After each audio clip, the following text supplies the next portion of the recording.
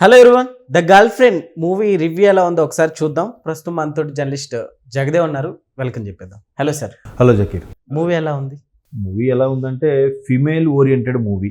Yes, sir. అది కాకుండా సున్నితమైన భావోద్వేగాలకు సంబంధించిన ఒక లవ్ హేట్ లవ్ స్టోరీ అన్నట్టు.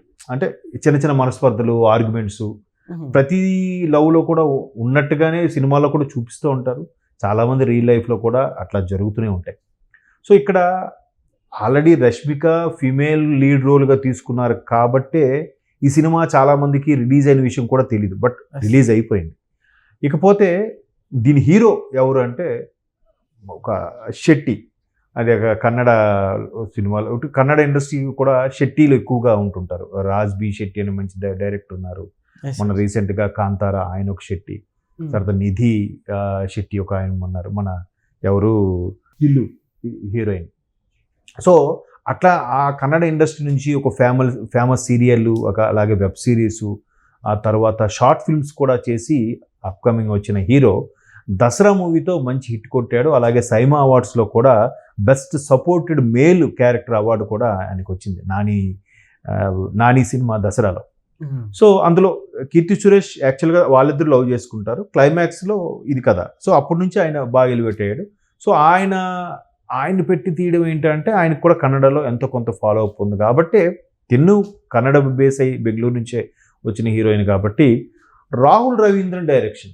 రాహుల్ రవీంద్రన్ చాలా మంచి మంచి సినిమాలు తీశారు. అఫ్ కోర్స్ దీనికన్నా ముందు మన్మధుడు 2 డైరెక్ట్ చేశారు, కానీ ఆశించిన స్థాయిలో ఆడలేదు అది, మన నాగార్జున గారు, రకుల్ ప్రీతి సింగ్తో. సో ఇప్పుడు రాహుల్ రవీంద్రన్ మరలా రష్మికతో ఈ సినిమా చేయడము, సున్నితమైన భావోద్వేగాలతో చిత్రీకరించడము, మ్యాక్సిమం ఒక సెట్ ఆఫ్ గ్రూప్ పీపుల్కి, అంటే యూత్ కన్నా అబోవ్, అంటే ఇప్పుడు ఆల్రెడీ ఫ్యామిలీ వెల్ సెటిల్డ్గా జాబ్స్లో అయ్యి అప్పుడు లవ్ ట్రాక్లో ఉండే వాళ్ళకి ఈ సినిమా బాగా కనెక్ట్ అవుతుంది. అంటే మనం పూర్తి స్థాయి స్టోరీ రివీల్ చేయకూడదు.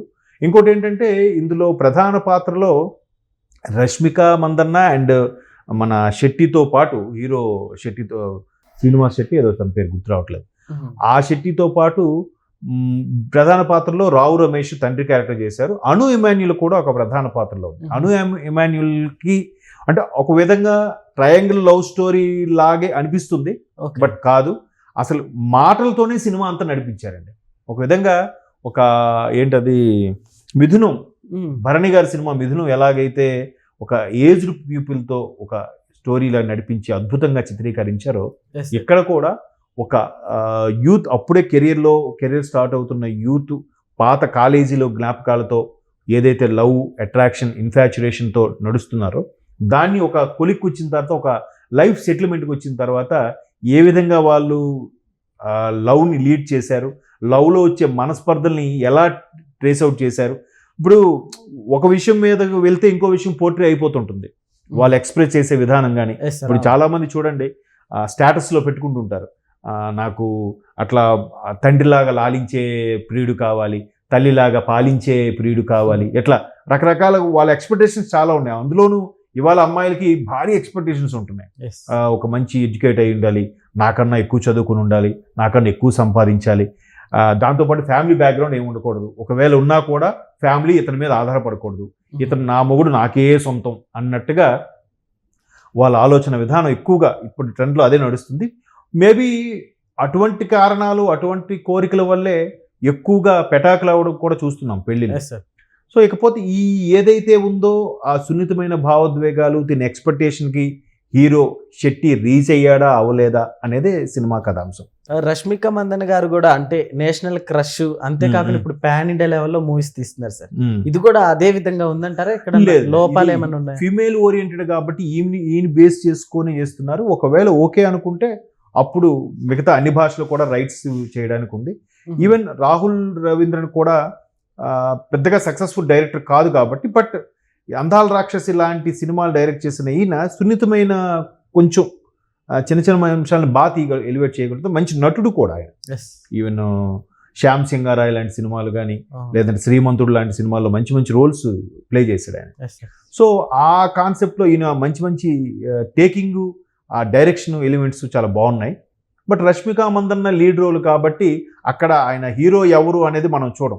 ఇప్పుడు అనుష్క గారు, రష్మిక గారు లాంటి నేషనల్ లెవెల్ స్టార్స్ అయిపోయిన తర్వాత ఫీమేల్ ఓరియంటెడ్ మూవీ కాబట్టి, అంటే ఒక ఈ మధ్యకాలంలో ఒక 8 వసంతాలు సినిమా వచ్చింది. అవును సార్. ఆ 8 వసంతాల్లో అమ్మాయి యొక్క ఆలోచన విధానం, వాళ్ళు ఎట్లా పరిణితి చెంది ఉంటారు, ఎట్లా ఆలోచిస్తారు అనేది ఏదైతే ఉంటుందో, ఎక్కడ కూడా అట్లాంటి ఒక పరిణితి చెందిన ఒక అమ్మాయి దాని థాట్స్, తనకి ఇష్టపడే వాళ్ళు ఎలా ఉండబోతున్నారు, ఎలాంటి వాళ్ళతో జీవితాన్ని పంచుకోబోతున్నారు అనేది స్టోరీ.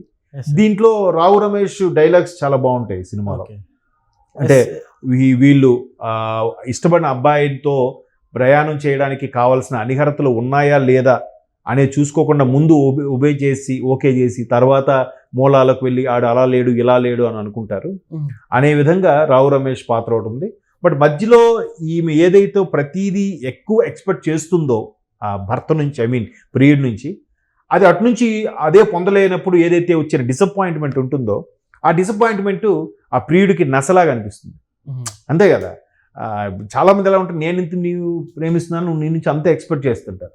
అలా ఎక్స్పెక్ట్ చేసినప్పుడు కొంచెం ఇబ్బందులు ఫేస్ చేయాల్సి వస్తుంది. అలా ఫేస్ చేసి వచ్చినప్పుడు ఆ హీరో ఇంకొక అమ్మాయి వైపు మొగ్గు చూపుతాడు కాసేపు అనేది ఒక యాంగిల్. ఆ యాంగిల్లో అను ఎమాన్యుల్ బాగా చేసింది. సో ఇక్కడ రష్మిక లీడ్ రోల్ అవ్వడం వల్ల ఈరోజు మనం సినిమా రివ్యూ గురించి మాట్లాడుకుంటున్నాం. కాకపోతే ఏ స్థాయిలో ఉంటుంది, మ్యూజిక్ కూడా అంటే అక్కడక్కడ స్లో నెరేషన్ ఉంది. ఒక మణిరత్నం సినిమా అవి ఎట్లా ఉంటుందో ఒక మంచి క్లాసికల్ ఫ్యామిలీ మూవీ అని మాత్రం చెప్పగలను.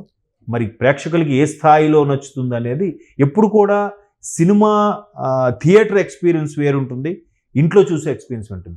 థియేటర్ ఎక్స్పీరియన్స్లో మనకి ఎటువంటి సినిమా అయినా క్యాచీగా ఉంటుంది, నచ్చేలా ఉంటుంది. సార్ మూవీలో రష్మిక గారు ఉన్నప్పటికీ అంతగా బజ్ లేదని చెప్పుకోవాలి కదా స్టార్టింగ్ నుంచి. మేబీ బజ్ లేకపోవడం వల్లనేమో ఇంకా తగ్గుతుంది కదా క్రేజ్ అనడం వల్లే ఆవిడ పెళ్లి కూడా చేసుకుంటున్నారని, పెళ్లి కూడా విజయ్ దేవరకొండతో అనుకుంటున్నారు కదా. సో అందువల్ల కూడా ఇప్పుడు వాళ్ళకి ఒక పీక్ టైం అది దాటేశాక ఖచ్చితంగా మ్యారేజ్ చేసుకుని సెటిల్ అయిపోవాలనుకుంటారు. మ్యారేజ్ చేసుకున్నాక కూడా కొనసాగించే వాళ్ళు ఉన్నారు. బట్ ఆ తర్వాత ఫ్యామిలీ రిలేటెడ్గా కూడా జరుగుతాయి. మీరు అన్నట్టు ఆవిడకి లైఫ్కి సరిపడా బ్లాక్ బాస్టర్లు వచ్చేసాయి. పుష్ప కానీ, చావా కానీ, తర్వాత కుబేరా కానీ, ఇట్లాంటివి లైఫ్ టైం సరిపడా బ్లాక్ బాస్టర్లు ఉండగా వారసుడు ఎవరు విజయ్ తలపతి విజయ్తో. సో ఇన్ని బ్లాక్ బాస్టర్, గీత గోవిందం ఇట్లాంటివి ఉన్నాయి కదా. ఉంటుంది ఇంకా ఆవిడకి కెరియర్ నెక్స్ట్ మ్యారేజ్ అయ్యి కూడా కంటిన్యూ అయితే అవ్వచ్చు. బట్ ఫిమేల్ ఓరియంటెడ్ మూవీ స్థాయికి వెళ్ళిందంటే ఒక స్టార్డమ్ ఉన్న వల్ల అలా చేయగలరు. ప్రొడ్యూసర్స్ కూడా రష్మిక చూసి వస్తారు అనుకుంటే ఆమె మీద ప్రొడ్యూసర్ ఎక్స్పెండిచర్ పెడతారు కానీ, ప్రొడ్యూస్ చేస్తారు కానీ, స్టార్డమ్ లేని వాళ్ళు ప్రొడ్యూస్ చేయలేరు. సో మొత్తం మీద ఒక స్లో నరేటెడ్ క్లాసికల్ మూవీ చూడాలి ఒకసారి. Okay sir, thank you.